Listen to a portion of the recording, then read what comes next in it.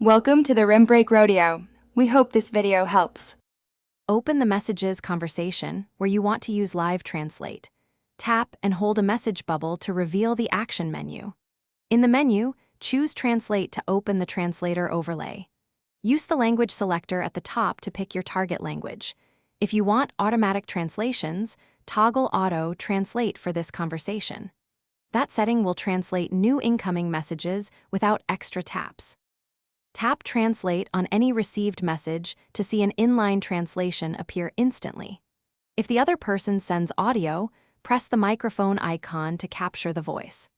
The app will transcribe and translate that voice into your chosen language. You can switch the source or target language at any time using the language selector. When finished, tap Done to return to the normal chat view. Compose your reply as you normally would in the message field. Before sending, tap Translate to preview your text in the recipient language.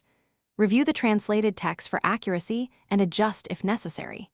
When you are satisfied, tap Send to deliver the translated message to the recipient. If you prefer, enable Auto Translate so your outgoing replies send automatically in the recipient language.